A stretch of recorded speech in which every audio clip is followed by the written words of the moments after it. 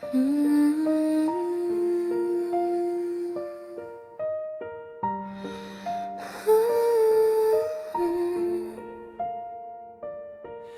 Alam kong may sakit na naiiwan sa pagdating ko sa pagitan ninyong dalawa. Hindi ko na kailangang ipaliwanag kung bakit mali ang naging bahagi ko sa kwento.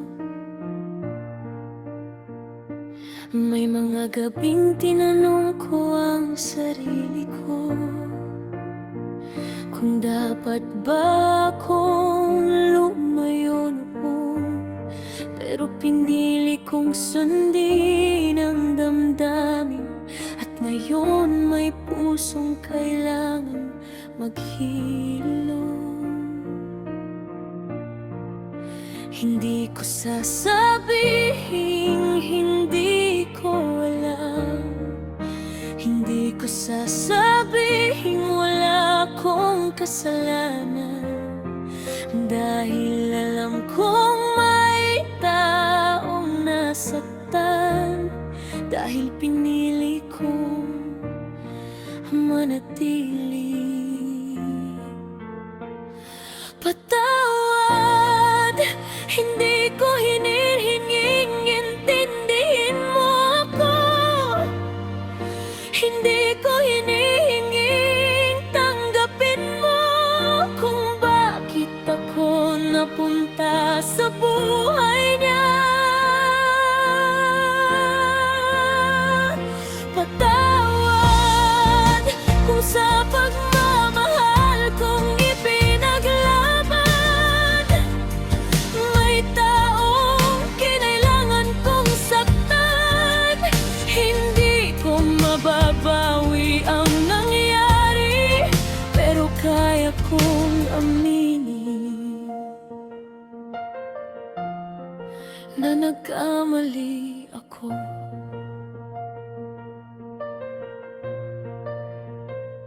Hindi ko alam kung ano ang naramdaman mo noong nalaman mong may ibang taong dumating.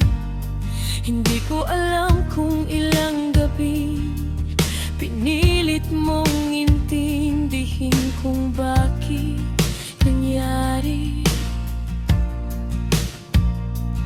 At wala akong karapatang sabihin na mas masakit ang pinagdaanan ko, dahil kahit gaano ko siya minahal, hindi nito binubura ang sakit na naibigay ko sa'yo. Kaya hindi ako lalapit para ipatanggol ang sarili ko.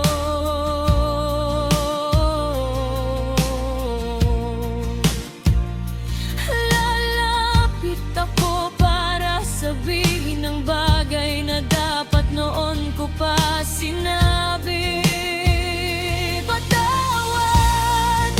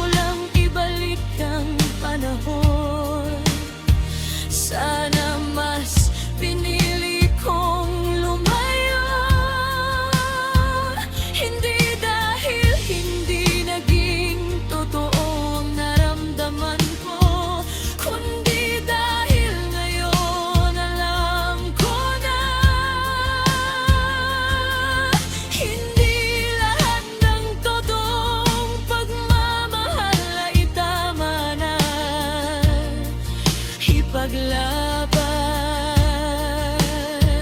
May mga damdaming kailangan mong pigilan, dahil may ibang taong maaaring masaktan. At kung may natutunan man ako sa lahat ng ito,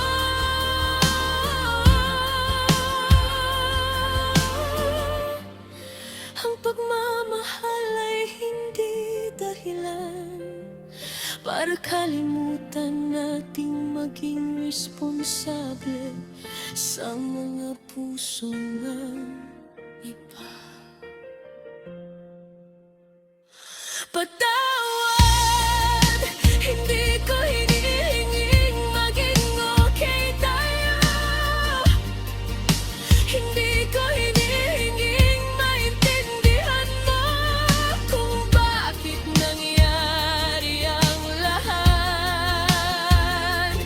Ang hinihingi ko lang, kung darating ang araw na kaya mo na, sana mapatawad mo rin ang sarili mo, dahil hindi mo kasalanan na may taong piniling pumasok sa buhay ninyo. At hindi mo kailangang ikumpara ang sarili mo sa akin para malaman mong karapat-dapat kang mahalin. Hindi ko mababago ang nakaraan, hindi ko mabubura ang sakit, pero kaya kong dalhin ang pagkakamaling ito bilang paalala na sa susunod